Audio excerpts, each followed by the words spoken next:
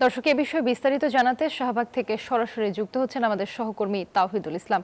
তাওহিদ, শাহবাগ এলাকায় এই মুহূর্তের চিত্র কি দেখছেন আর শিক্ষকেরা কি দাবি করছেন?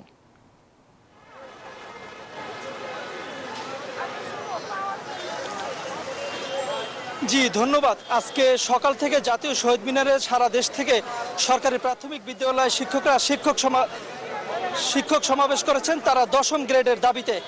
সেই শহীদ মিনারের শিক্ষক সমাবেশ শেষে তারা কিন্তু এই প্রধান উপদেষ্টার বাসভবন অভিমুখে যে পদযাত্রা করেছেন সেখানে বাধা দিয়ে পুলিশ সদস্যরা তাদেরকে এখানে থামিয়ে দেয়। থামানোর কারণে তারা এই শাহবাগে অবস্থান নিয়েছেন। শাহবাগের সড়কের উপরে শিক্ষকরা বসে পড়েছেন। তাদের দাবি 10 দফা গ্রেড তাদের বাস্তবায়ন না হওয়া পর্যন্ত তারা এই আন্দোলন চালিয়ে যাবেন। আমরা কয়েকজনের সঙ্গে কথা বলছিলাম, তারা বলেছেন যে তাদের পক্ষ থেকে 10 জনের একটি প্রতিনিধি দল উপদেষ্টা মণ্ডলীর সাথে সাক্ষাতে গেছেন। সেখান থেকে আসার পরে তারা সেই সাক্ষাৎ শেষে আসার পরে তারা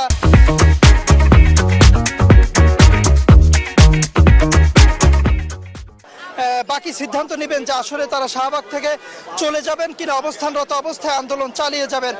তারা বলছেন যে তাদের যে এখন 13তম গ্রেডে যে তারা বেতন পাচ্ছেন, এই বেতনে তাদেরকে তৃতীয় শ্রেণীর কর্মচারী হিসেবে তাদেরকে চিহ্নিত করা এবং তাদেরকে এটা অসম্মান করা হচ্ছে বলে তারা এটা আমাকে জানিয়েছেন। আমরা 2-1 শিক্ষকের সঙ্গে একটু কথা বলার চেষ্টা করব। আপনার কাছ থেকে একটু জানতে চাই যে আপনাদের দাবিটা এবং পরবর্তী সিদ্ধান্ত। আমি মোহাম্মদ মহিউদ্দিন মহি, ধামরাই উপজেলা, ঢাকা। আমরা আজকে সমবেত হয়েছি সহকারী শিক্ষকদের 10ম গ্রেডের দাবিতে, যেখানে আমাদের একই যোগ্যতা নিয়ে অন্যান্য ডিপার্টমেন্টের 10ম গ্রেড পাচ্ছে। তাহলে আমরা কেন জাতি গড়ার কারিগর প্রাথমিক বিদ্যালয়ের সহকারী শিক্ষকরা একই যোগ্যতা নিয়ে 10ম গ্রেড কেন পাবো না? এই লজ্জা কার? আমাদের না, এই লজ্জা এই দেশের রাষ্ট্রের।